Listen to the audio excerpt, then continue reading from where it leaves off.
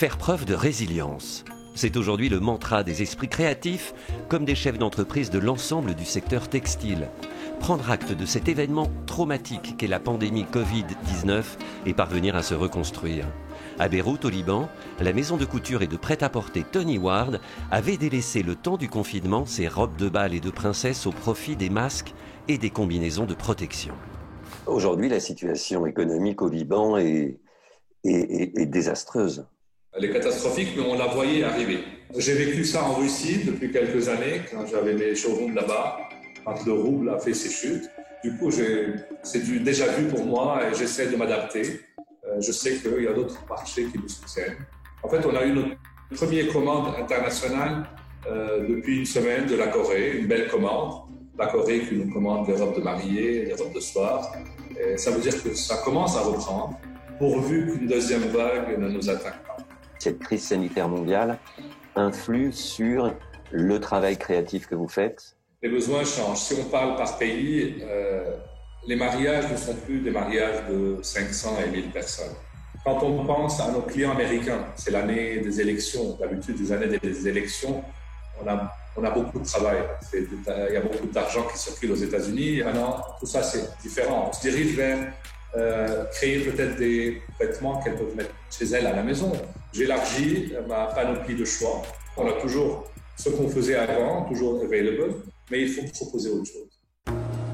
S'adapter ou succomber? Le duo qui a créé la jeune marque Atelier Bartavel s'était déjà affranchi des rythmes saisonniers intenables et de leur éternelle surproduction.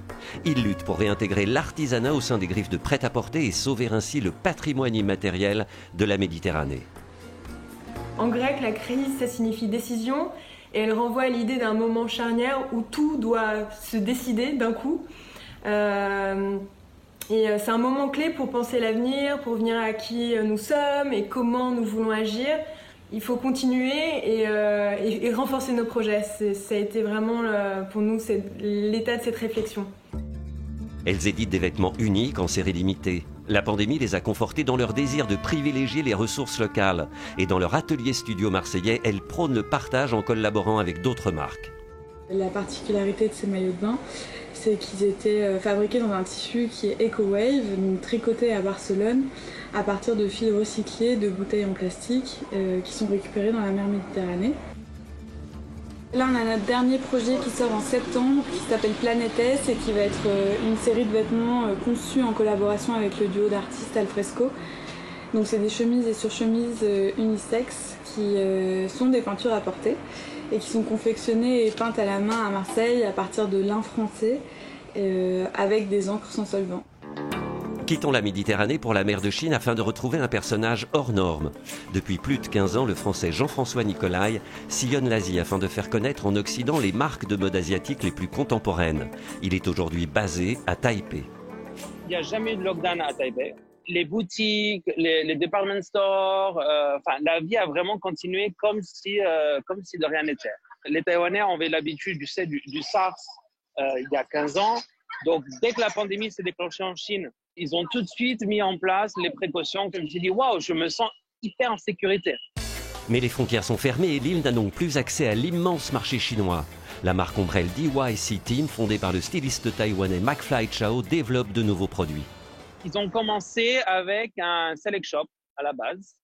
Donc, ils sélectionnaient plusieurs designers, dont comme des garçons.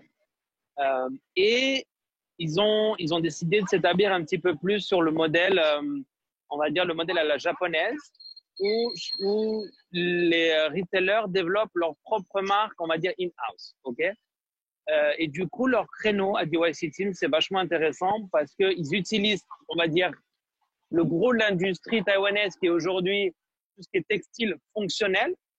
Dans ces matières fonctionnelles, on retrouve aujourd'hui une innovation assez incroyable. Comme par exemple, je sais qu'ils utilisaient de la peau d'huître recyclée directement dans le textile. Donc, ce qui fait que c'était totalement waterproof et à la fois, le vêtement était respirant.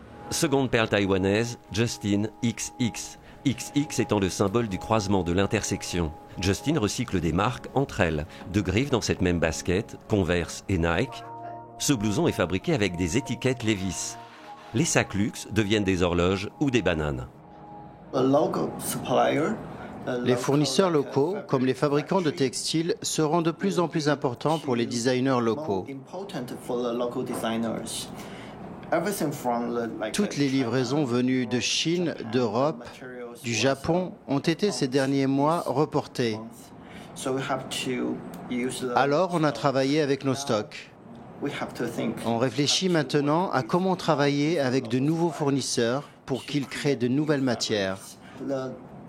Le futur sera vraiment très intéressant.